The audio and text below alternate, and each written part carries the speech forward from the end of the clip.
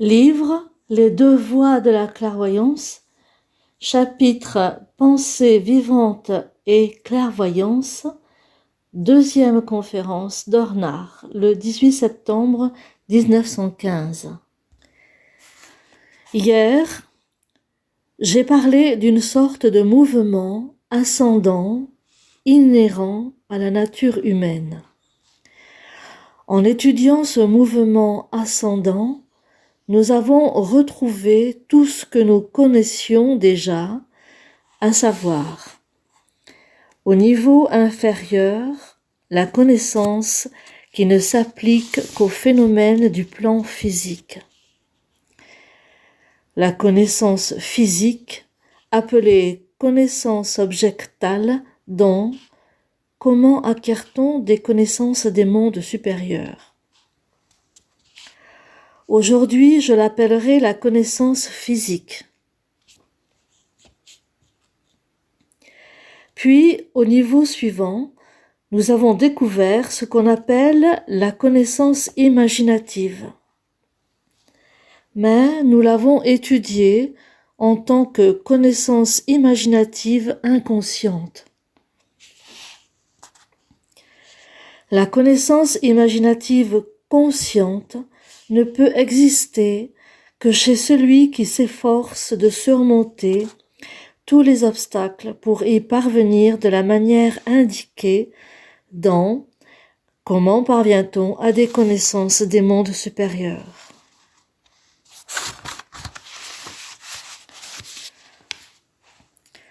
En tant que fait, le contenu de la connaissance imaginative, c'est-à-dire les imaginations, est présent en tout être humain. Sous ce rapport, le développement de l'âme humaine n'est autre qu'une extension de la conscience à un domaine qui réside toujours dans cette âme humaine. Il n'en est pas autrement de cette connaissance imaginative qu'il en serait, par exemple, des objets qui se trouvent dans une chambre obscure. Car dans les profondeurs de l'âme, toutes les imaginations qu'une personne peut avoir existent autant que les objets dans une chambre plongée dans l'obscurité. Quand la lumière éclaire la chambre, les objets ne sont pas plus nombreux, ils ne sont pas différents, ils sont simplement éclairés. De même, le contenu de l'âme est identique avant et après l'éveil de la conscience à la connaissance imaginative. La seule différence est que la lumière de la conscience éclaire les profondeurs de l'âme. Donc, en faisant les efforts pour accéder au degré de la connaissance imaginative, nous ne faisons pas d'autre expérience que celle de l'ensemble des imaginations qui se trouvent dans notre âme depuis longtemps. Jetons un coup d'œil rétrospectif sur ce qui a été expliqué hier. Les représentations d'objets qui nous entourent plongent ensuite dans le domaine des réminiscences potentielles, donc dans l'inconscient. Et il se peut que nous ignorions pendant un certain temps qu'elles ne sont pas perdues et que nous pouvons les faire remonter du fond de notre âme. Nous devons donc dire que nous déposons dans l'inconscient ce que nous avons dans la conscience physique habituelle. Le monde des représentations que nous créons à partir de la connaissance physique au contact du monde extérieur est perpétuellement accueilli par le suprasensible. Ce monde se glisse constamment dans le suprasensible. À chaque instant, nous obtenons des représentations du monde extérieur par nos perceptions physiques et ces représentations sont transmises à notre nature suprasensible. Vous n'aurez pas de mal à saisir cela après tout ce qui a été présenté au cours de ces dernières années, car il s'agit là du processus suprasensible le plus superficiel qu'on puisse imaginer, un processus qui est perpétuellement en action, c'est-à-dire le passage de représentation ordinaire en représentation dont nous pouvons nous souvenir. On conçoit aisément que tout ce qui se passe au moment de la perception du monde extérieur est un processus qui se situe sur le plan physique. Cela correspond d'ailleurs tout à fait à ce qu'affirme la recherche en sciences de l'esprit. Nous sommes dans le plan physique, même quand nous créons des représentations du monde extérieur. Par contre, au moment même où nous laissons les représentations descendre dans l'inconscient, nous nous trouvons déjà à l'entrée du monde suprasensible. C'est même un point très important dont il faut tenir compte si on veut acquérir une compréhension du monde occulte par un effort sérieux de l'âme et non par des bavardages d'occultistes. Car dans ce que je viens de dire se cache une affirmation essentielle. Si, en tant qu'être humain, nous nous situons face aux choses du monde extérieur et que nous nous en faisons des représentations, cela se passe sur le plan physique. Au moment où la représentation descend dans l'inconscient et y est sauvegardée, jusqu'à ce qu'elle soit remontée par une remémoration, nous sommes en présence d'un authentique processus suprasensible. Si on est capable de suivre ce processus qui consiste dans le fait qu'une pensée qui est tout en haut dans la conscience descend dans l'inconscient et s'y maintient en tant qu'image. En d'autres termes, si on est capable de suivre une représentation dans l'inconscient, alors on commence à pénétrer dans le domaine du suprasensible. Si vous accomplissez le processus normal de la mémorisation, vous devez commencer par faire remonter la représentation dans la conscience pour la percevoir. Vous ne pourrez en aucun cas la percevoir tant qu'elle est dans l'inconscient. Il faut savoir distinguer entre se souvenir normalement et suivre une représentation jusque dans l'inconscient. Ce qui se passe lorsque on se souvient est comparable à un nageur qui plonge dans l'eau et que vous pouvez suivre du regard jusqu'au moment où il est complètement immergé. Alors, il se trouve au fond. Vous ne pouvez plus le voir. Quand il remontera, vous le reverrez. Il en va de même pour les représentations humaines. Vous pouvez en disposer tant qu'elles sont sur le plan physique. Dès qu'elles descendent dans l'inconscient, vous les oubliez. Vous vous les remémorez et elles remontent alors, comme le nageur.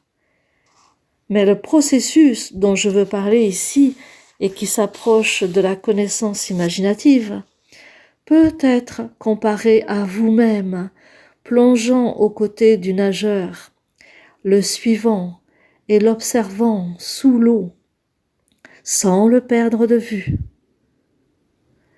Ce qui s'ensuit n'est rien de moins que ceci.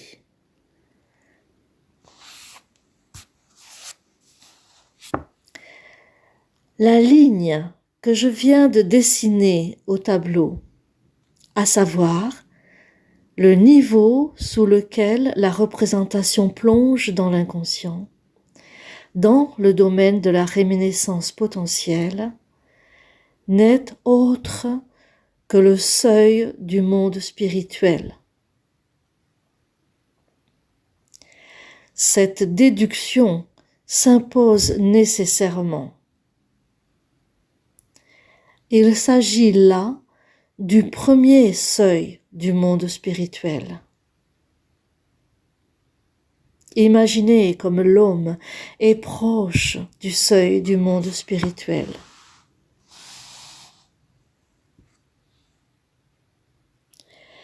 À présent, prenez un processus par lequel on peut essayer de descendre, de plonger. Vous vous efforcez donc de suivre des représentations jusque dans l'inconscient. Cela ne peut se faire qu'en essayant, c'est-à-dire après s'être créé une représentation du monde extérieur, en tentant de provoquer artificiellement le processus de rémémoration qui est indépendant du monde extérieur.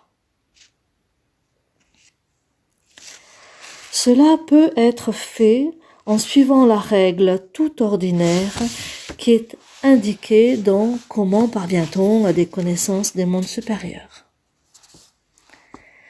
À savoir, en se remémorant les événements du jour, en commençant par le plus récent, en pratiquant cet exercice, on s'entraîne à emprunter le chemin des représentations qui plongent dans l'inconscient, puis remontent à la conscience.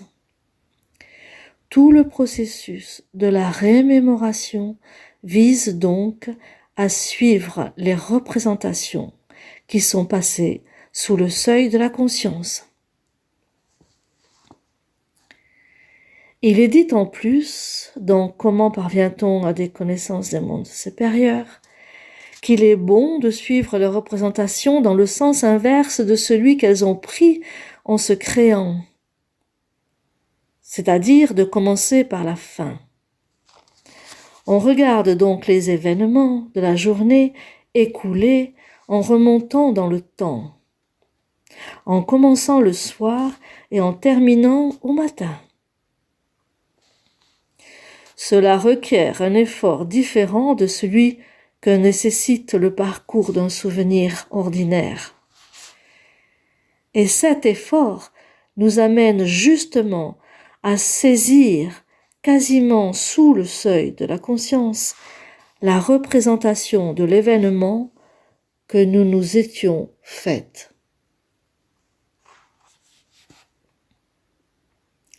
À force d'essayer, on se met à ressentir, à éprouver intérieurement comment il faut s'y prendre pour suivre les représentations sous le seuil de la conscience.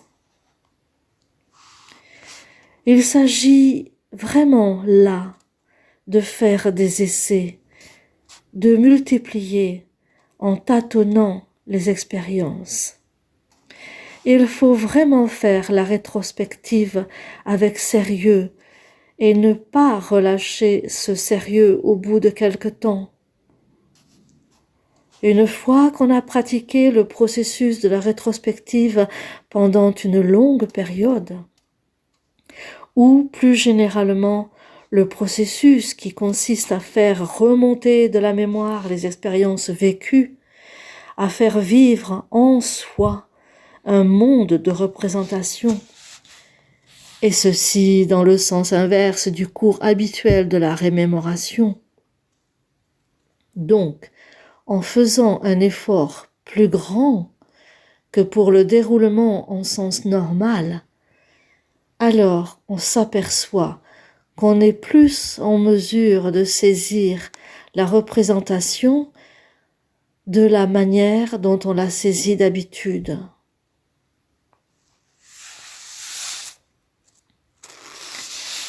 Sur le plan physique, l'activité du souvenir se présente de telle sorte que, lorsqu'on arrive à faire remonter une représentation dont on veut ou doit se souvenir, elle se présente en adéquation avec le contexte de la vie au moment où elle a été créée.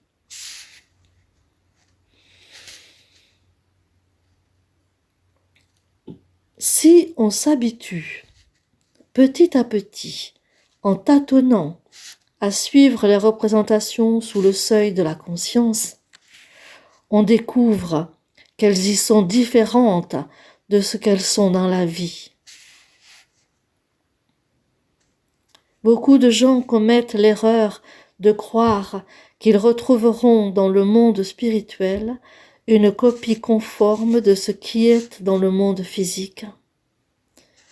Vous devez présumer que, dans ces profondeurs, les représentations auront un aspect différent. En réalité, sous le seuil de la conscience, elles se sont débarrassées de tout ce qui les caractérise sur le plan physique. Là, elles deviennent entièrement images, et la vie est perceptible en elles. Nous sentons la vie en elles. Ceci est essentiel. Vous ne pourrez être certain d'avoir suivi une représentation sous le seuil de la conscience que si vous avez le sentiment qu'elle commence à vivre, à bouger. Lorsque j'ai comparé l'accès à la connaissance imaginative à la tête qu'on s'enfouit dans une fourmilière, j'en ai fait dit la même chose. J'ai en fait dit la même chose, mais d'un autre point de vue. J'ai dit que tout se mettait à bouger et à grouiller. Choisissons une situation simple et courante et admettons que pendant la journée, vous étiez assis à votre table, un livre à la main. À un certain moment de la soirée, vous vous représentez la scène, la table, le livre, vous, assis, en vous regardant de l'extérieur. Il est bon de se représenter la situation d'emblée en images, et non en idées abstraites, car les abstractions et la capacité d'abstraction n'ont aucune signification pour le monde imaginatif. Donc, vous vous représentez la scène, vous, assis à une table, un livre à la main. Par cet exemple, je veux simplement vous inciter à imaginer un extrait de la vie quotidienne de la manière la plus vivante possible. À partir d'un certain moment, quand vous aurez vraiment pénétré cette scène avec le regard de votre âme, que vous l'aurez intensément représentée en méditant, vous ressentirez les choses autrement que d'habitude. On pourrait dire que c'est comme si vous preniez un être vivant dans la main.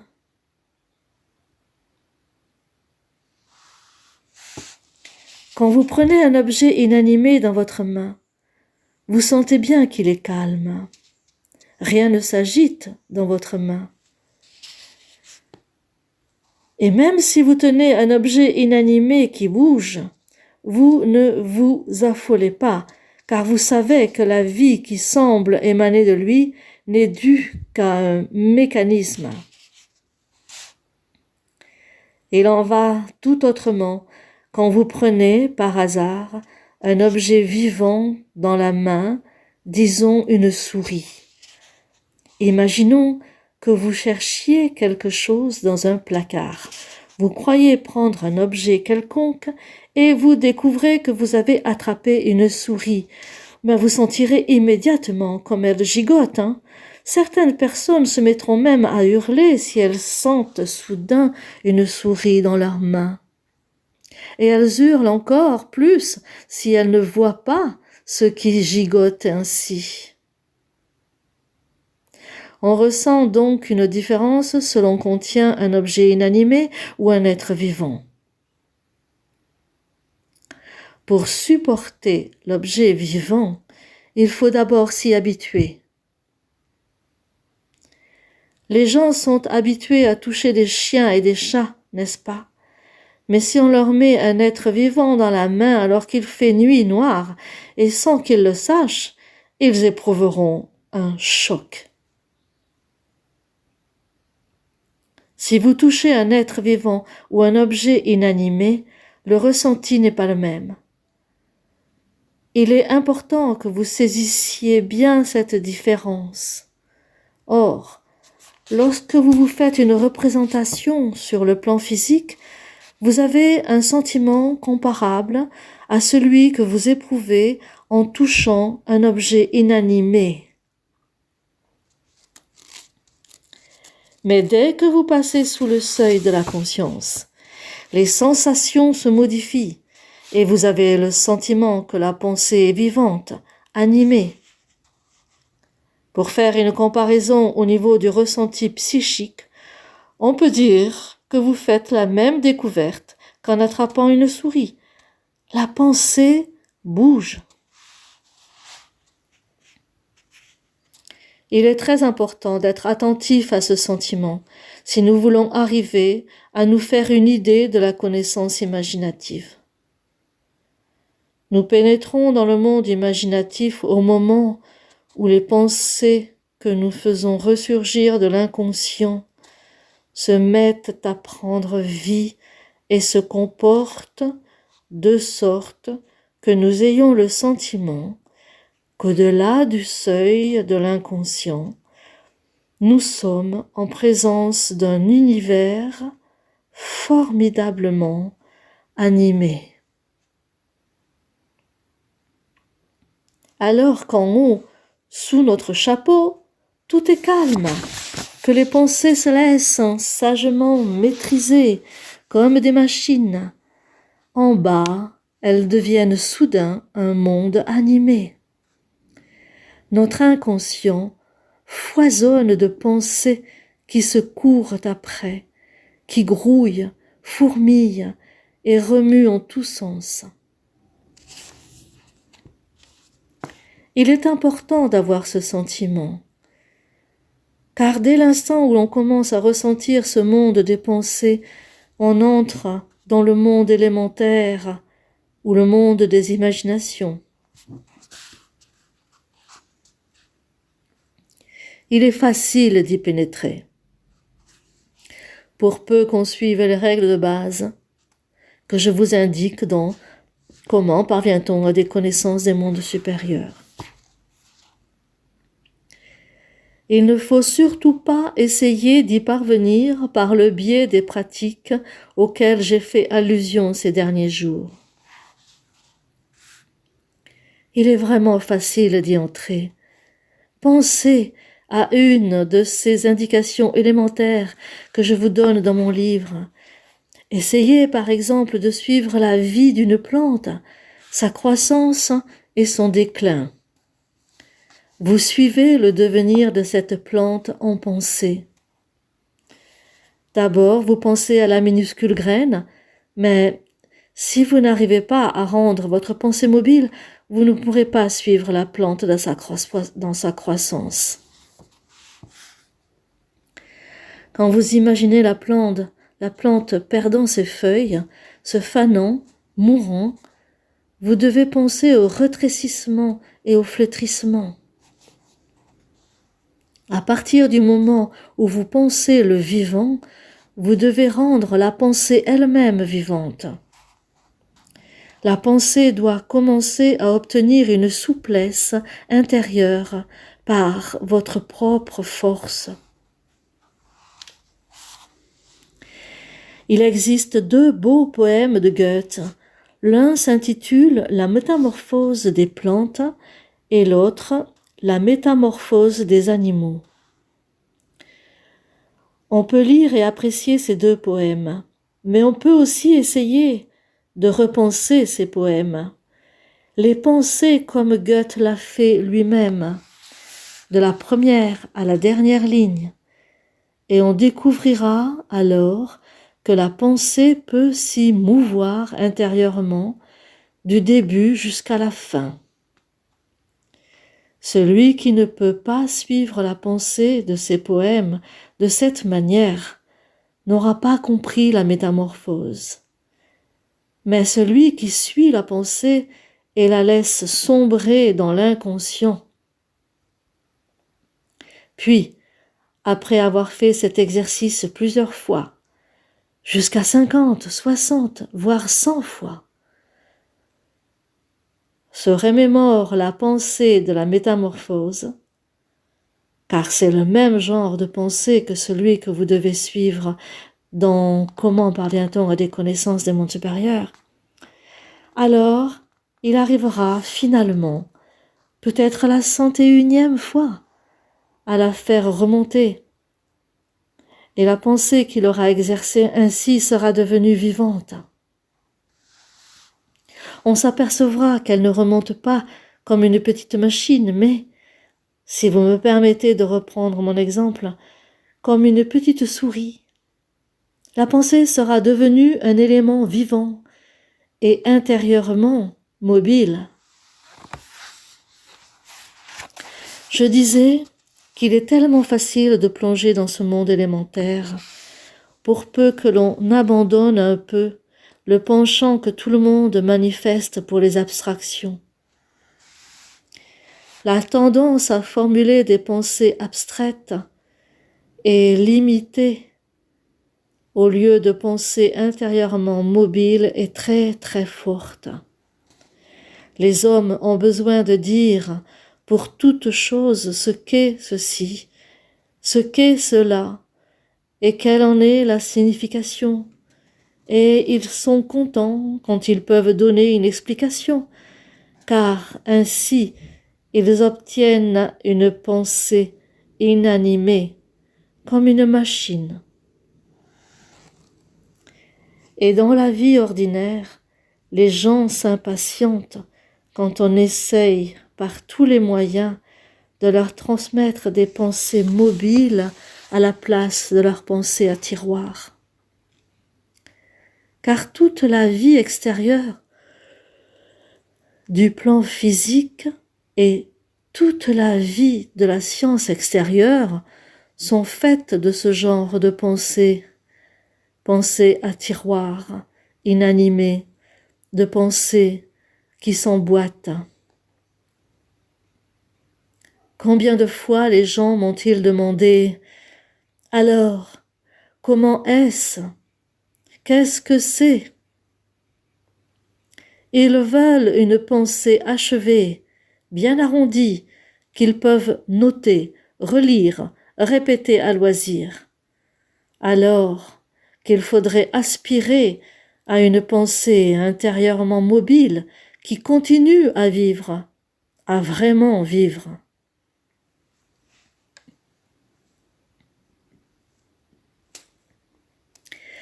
Mais voyez-vous, l'histoire de la souris doit être prise au sérieux. Pourquoi tant de personnes crient-elles quand elles mettent la main dans une armoire et s'aperçoivent qu'elles ont attrapé une souris ? Parce qu'elles ont peur. Et ce sentiment apparaît également quand on réalise que la pensée est vivante. Là aussi, on se met à avoir peur. Il faut donc se préparer et se débarrasser de cette peur de la pensée vivante. Les matérialistes ne veulent pas avoir de pensée vivante. Je l'ai souligné plusieurs fois. Pourquoi ? Parce qu'ils ont peur.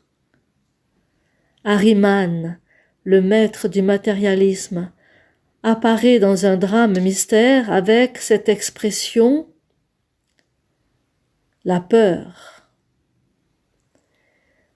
Ce passage évoque ce que l'on ressent quand les pensées deviennent mobiles.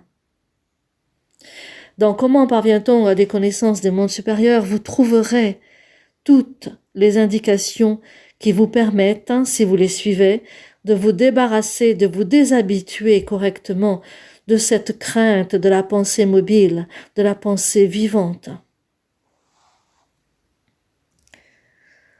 On entre dans un monde totalement différent, un monde au seuil duquel il faut se défaire correctement du pensée abstrait qui domine tout le plan physique. Les personnes qui veulent entrer dans le monde occulte sans trop se fatiguer ont toujours tendance à essayer d'y amener le pensée habituel du plan physique. Ce n'est pas possible. On ne peut pas transposer dans le monde occulte le pensée physique ordinaire. Il faut y amener le pensée vivant. Tout le pensée doit devenir actif et mobile. Si on ne ressent pas cela en soi, si on n'observe pas ce que je viens de décrire, on risque de ne pas saisir ce qui est justement particulier au spirituel. Mais je vous l'ai déjà dit, si vous ne le ressentez pas relativement tôt, c'est que vous vous y prenez mal. Il est tellement difficile de combattre dans ce domaine le besoin d'abstraction.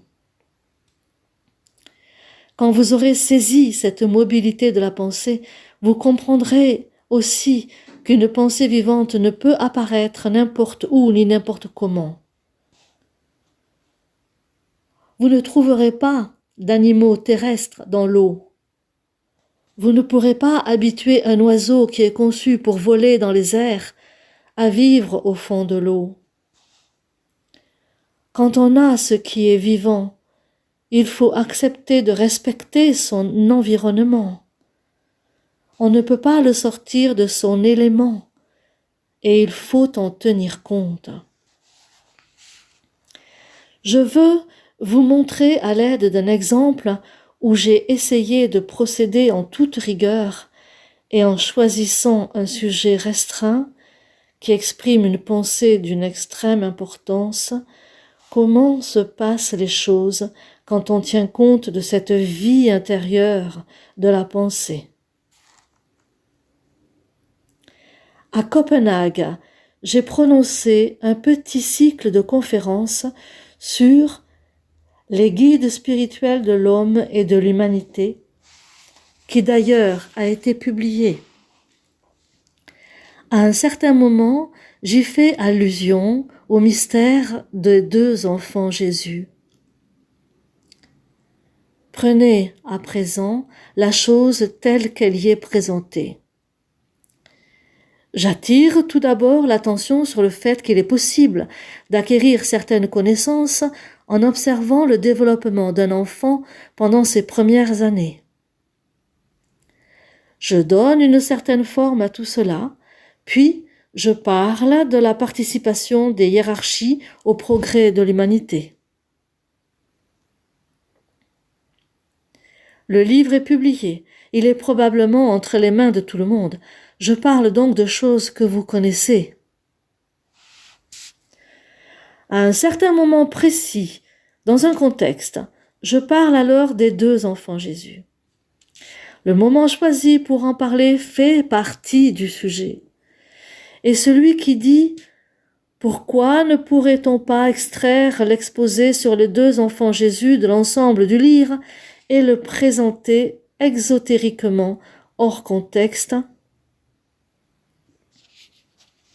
Il pose la même question que celui qui demanderait « Pourquoi la main doit-elle se trouver au bout du bras justement à cet endroit-là du corps ?» Il pourrait même dire « Pour quelle raison la main n'est-elle pas attachée au genou, puisque cela pourrait très bien se faire ?» Celui qui pense que la main pourrait se trouver ailleurs n'aurait rien compris à l'organisme en tant qu'être vivant, n'est-ce pas? La main doit se situer là où elle est. De même, l'idée des 2 enfants Jésus ne peut pas se trouver dans un autre contexte. parce que j'ai tenté d'exposer le sujet de telle sorte qu'il y ait de la pensée vivante dans la présentation. Arrive quelqu'un qui rédige un article, le rustre sort cette pensée de son contexte et la met en relation avec d'autres pensées qui n'ont rien à voir. Il ne fait rien d'autre que de fixer la main au genou. Que fait quelqu'un qui déplace la main pour la mettre au genou? On ne peut le faire réellement sur un organisme, mais on peut le dessiner. Le papier souffre tout. Quelqu'un peut bien dessiner un personnage rogné aux épaules avec des mains qui sortiraient des genoux. Mais l'organisme qu'on obtient ainsi est impossible. Il montre que celui qui l'imagine n'a rien compris à la vie. Un autre exemple. On déplace un aigle destiné à l'élément de l'air dans les profondeurs de la mer, etc., etc. Ce comportement est acceptable par rapport aux choses qui concernent uniquement des connaissances du plan physique. Un professeur peut écrire un livre en commençant par ceci, un autre en commençant par cela, c'est sans importance. On peut intervertir les pensées parce qu'on a affaire à un système de pensée mécanique, à des pensées machines et non à des êtres vivants. Et la différence est essentielle. Celui qui sort ainsi une chose de son contexte et la transpose dans un autre contexte pas possible, prouve que l'être qui anime et enflamme tout notre courant de science de l'esprit depuis le début lui est complètement inconnu, car il essaye de traiter ce qui est spirituel d'après le schéma matérialiste tout à fait ordinaire. Il est très important de tenir compte de ces choses, sinon on ne comprend pas de l'intérieur en quoi consiste le nerf des connaissances supérieures. On ne peut pas tout dire n'importe où. En ce qui concerne l'exotérique qui touche à l'ésotérisme, Hegel a déjà dit qu'une pensée a toujours sa place dans un contexte précis. J'ai fait plusieurs allusions dans ce sens récemment, lors de l'anniversaire de Hegel. On aboutit donc de cette manière à rien de moins que de plonger dans la vie avec le pensée. Sinon, on vit toujours dans quelque chose de mort. Par là se révèle aussi le naître et le dépérir, que l'on n'a pas pu connaître avant et qui ne peut être vérifié sur le plan physique. Sur le plan physique, vous ne pouvez rien observer d'autre que ce qui a déjà été formé. Sur le plan physique, on ne peut observer le naître en tant que tel. On peut seulement prendre connaissance de son résultat. De même, il est impossible d'observer le dépérir, car à l'instant même où l'objet commence à disparaître, il ne se trouve plus sur le plan physique, ou du moins, il s'en éloigne. On ne peut donc pas observer le naître et le dépérir sur le plan physique. Par conséquent, nous pouvons en déduire qu'en découvrant l'existence de la pensée mobile, nous pénétrons dans un élément nouveau, dans le monde de la vie qui est le monde du naître et du dépérir. Pour nous exprimer en termes d'occultisme, nous pourrions dire que, pendant la période de l'ancienne lune, l'homme vivait au sein du monde du naître et du dépérir uniquement dans la conscience de rêve. Il est vrai.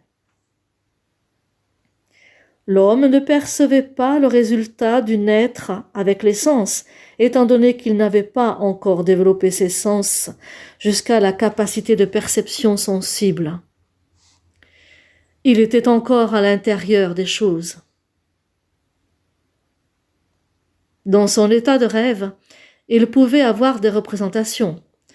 Ces images, à caractère de rêve, lui permettaient de suivre le naître et le dépérir.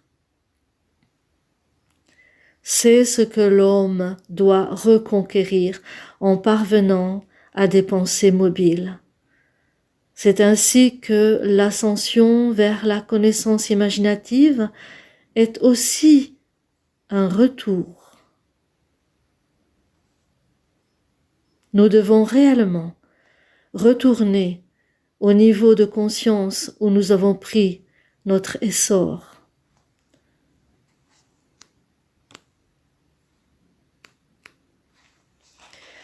Cette connaissance imaginative est donc le retour au monde du naître et du dépérir.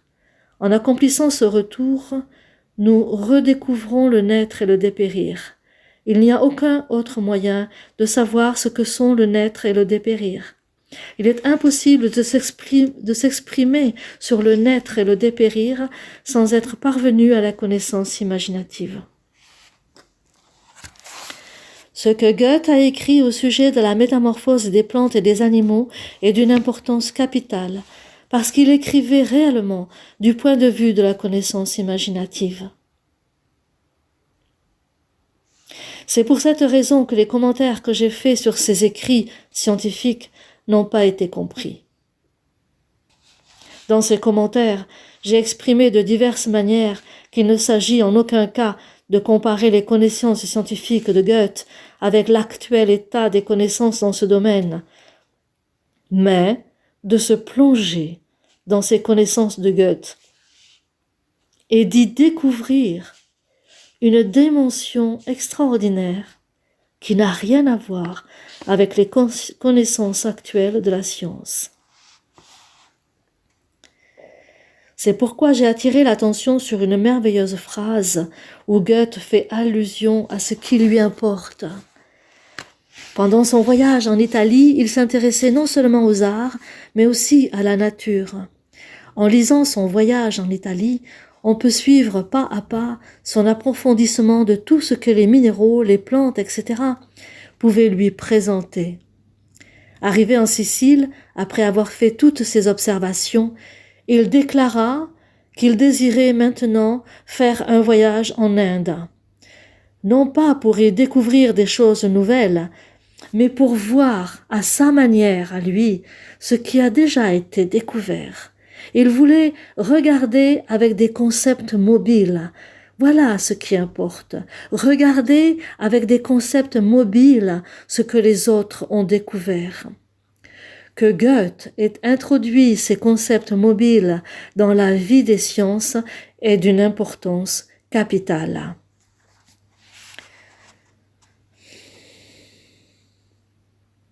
Ce qui suit est une évidence pour celui qui possède une compréhension occulte, mais reste sinon incompris.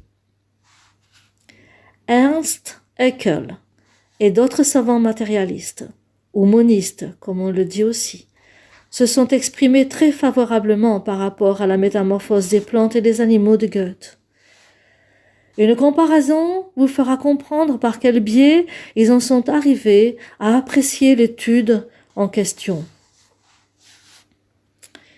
Supposez que vous ayez une plante dans un pot, ou, encore mieux, dans votre jardin, et que vous ayez l'intention de vous en réjouir.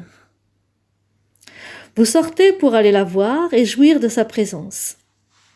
Imaginez maintenant qu'une quelconque personne ne sache absolument pas quoi faire de cette plante. Et quand on se pose la question de savoir pourquoi, on découvre qu'en fait, c'est la vie de cette plante qui la dérange. Alors, elle se fabrique très minutieusement une plante artificielle en matière plastique, tout à fait identique à la vraie. Elle la met dans son salon et la voilà toute contente. La vie l'a dérangée. Elle ne peut se réjouir que maintenant.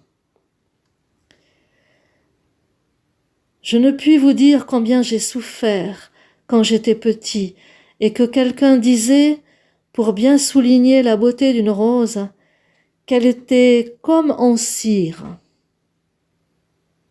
C'est une expression qui caractérise bien l'état d'esprit des gens, mais il y a de quoi sortir de ces gongs. Il existe effectivement des gens qui, pour exalter la perfection exquise de quelque chose de vivant, vont le comparer à une chose morte. Et pour celui qui est sensible, c'est une atrocité. Si on ne ressent pas ces choses, on ne peut vraiment pas évoluer en conformité avec la réalité. Voici donc ce qui s'est passé avec Ernst Haeckel. Goethe a écrit la métamorphose des plantes et la métamorphose des animaux. Haeckel les lit, et Ahriman transforme pour lui ce qui est vivant et que Goethe a écrit en un simulacre de matière plastique. Et cela, Haeckel le comprend. Cela lui plaît. Il en résulte que ce qu'il a apprécié n'est pas du tout ce que Goethe voulait dire, mais ce que Haeckel avait transposé en quelque chose de mécaniste. Ahriman a interféré entre Goethe et Haeckel et a transformé la vie en mort.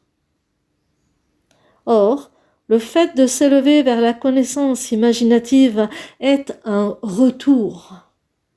Je vous l'ai dit dès le début de la conférence, les imaginations sont en nous depuis la période lunaire, et l'évolution de la Terre nous a amenés à les recouvrir des couches de la conscience ordinaire.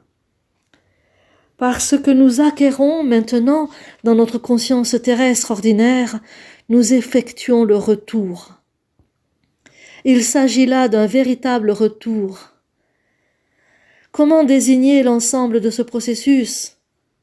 On peut dire qu'il s'agit d'une descente et d'une remontée.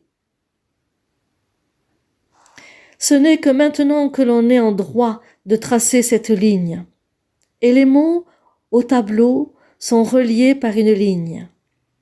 Cela n'aurait aucun sens de la tracer d'emblée, cette ligne. Et c'est seulement maintenant que l'on peut dire, au niveau de la connaissance physique ordinaire, nous sommes en bas de la ligne. Voilà la connaissance imaginative inconsciente qui réside maintenant au fond de notre nature et qui a à faire avec les forces du naître et du dépérir. Au début de la ligne, à gauche, se trouve cette connaissance imaginative inconsciente. En haut, à gauche, de cette ligne qui descend sur le bas avec la connaissance physique et remonte. En face, du côté ascendant, se trouve la connaissance imaginative consciente. Lorsqu'on prend justement Goethe comme un exemple proche de nous, je ne veux le considérer que comme un exemple. On peut dire qu'avec lui, le moment est arrivé dans l'évolution extérieure de l'humanité où la connaissance imaginative peut vraiment être introduite dans les sciences. On peut se demander alors si certaines choses étranges ne sont pas liées à cela. C'est le cas en effet, car au fond, toute la manière de penser de Goethe est différente de celle des autres hommes. Schiller, qui n'avait pas pu développer cette manière de penser, ne comprenait Goethe qu'à grand-peine. Un passage de leur correspondance que je cite fréquemment, où Schiller écrit à Goethe le 23 août 1794, nous le montre. Voilà longtemps déjà que j'ai observé, sans doute d'un peu loin, la démarche de votre esprit, et j'ai considéré la voie que vous vous êtes assignée avec des sentiments d'admiration qui vont sans cesse se renouvelant. Vous cherchez à saisir ce qu'il y a de nécessaire dans la nature, mais vous le cherchez en usant de la méthode qui est de toute la plus malaisée et dont les esprits moins bien trempés que le vôtre feront sagement de s'abstenir.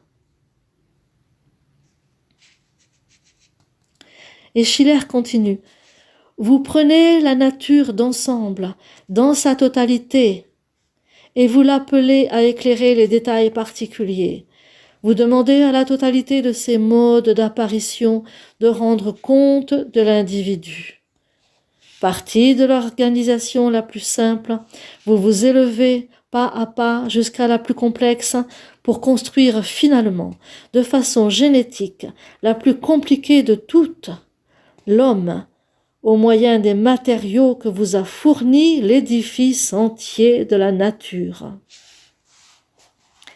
Et ainsi, continue-t-il, en créant pour ainsi dire à votre tour l'homme sur le type de la création naturelle, vous cherchez à mettre à nu les ressorts cachés de sa technique. Conception grandiose et véritablement héroïque qui atteste à satiété combien votre esprit, Monsieur Goethe, tient étroitement lié en une belle unité la riche moisson de ses représentations. Sans doute, vous n'avez jamais formé l'espoir que la dureté de votre vie pût suffire à réaliser pleinement pareille tâche. Mais mieux vaut 100 fois ne fût-ce que frayer une pareille voie que d'en suivre une autre, quelle qu'elle soit, jusqu'au bout. Et vous avez fait votre choix, comme Achille dans l'Iliade a choisi entre Phthie et l'immortalité. Si vous étiez né grec, ou même seulement italien, et si, dès le berceau, vous aviez été environné par une nature esquisse et par un art créateur d'idéal, votre chemin aurait été infiniment raccourci, peut-être même serait-il devenu superflu. Vous auriez, dès la première intuition des choses, posé sur elle et imprimé sur elle la forme de la nécessité. Et, dès vos premières expériences, vous auriez d'emblée senti se développer en vous le grand style. Mais vous êtes né allemand, et votre esprit grec s'est trouvé jeté dans notre monde septentrional. Il vous a donc bien fallu soit vous résigner à devenir vous-même un artiste du Nord, soit travailler à fournir à votre imagination, grâce à l'aide énergétique de la pensée, l'aliment que le milieu réel se refusait à lui offrir. Et vous créez de toutes pièces une graisse par un acte de la raison, et l'enfantez en quelque sorte du dedans au dehors. À l'âge de la vie, où l'âme façonne son propre monde intérieur au moyen des éléments que lui fournit le monde extérieur, entouré de formes défectueuses, vous aviez déjà accueilli en vous une nature sauvage et septentrionale, lorsque votre génie triomphal et qui dominait de toute sa hauteur la matière qui lui était imposée, prit librement conscience de cette insuffisance et de ce péril, pour recevoir ensuite du dehors, le jour où il prit contact avec la nature grecque, la confirmation de son intuition spontanée. Et il vous fallut alors, sur le type du modèle meilleur que créa à son propre usage la force inventive de votre esprit, corriger la forme imparfaite qui avait été imposée à votre imagination, et il est clair qu'une correction pareille ne peut être accomplie qu'à la lumière d'idées directrices.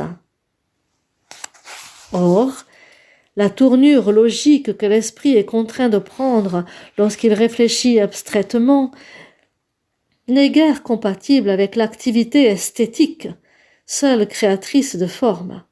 D'où, pour vous, une tâche de plus, car après être passé de l'intuition à l'abstraction, il vous fallut ensuite, par une marche inverse, traduire à nouveau les concepts en intuition et transformer les pensées en sentiments, puisque seuls les sentiments et les intuitions fournissent sa matière à la production créatrice du génie.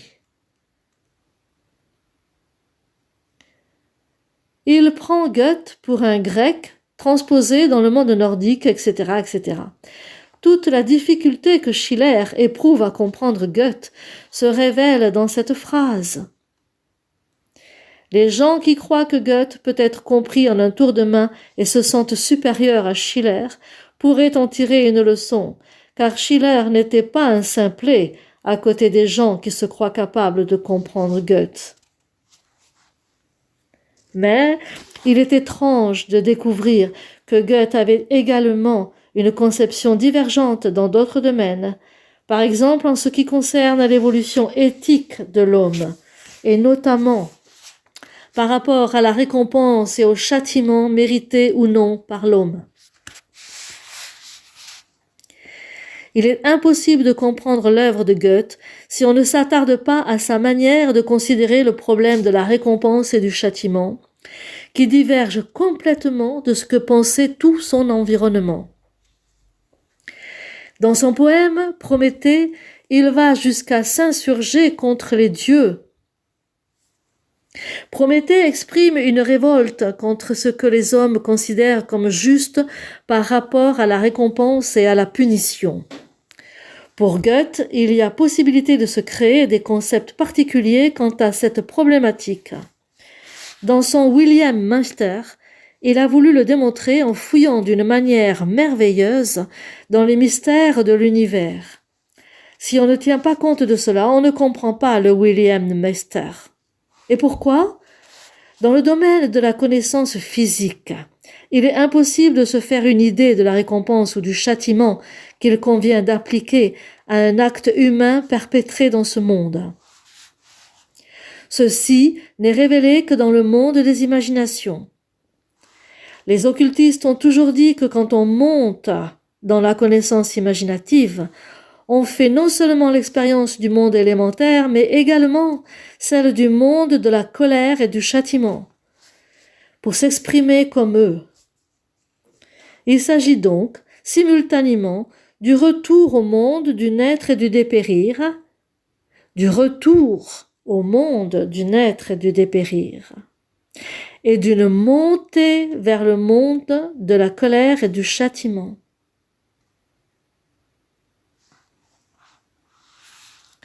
C'est pourquoi les étranges interactions possibles entre ce que l'homme vaut et ce qu'il ne vaut pas devant l'univers ne pourront être correctement éclairées que par la science de l'esprit.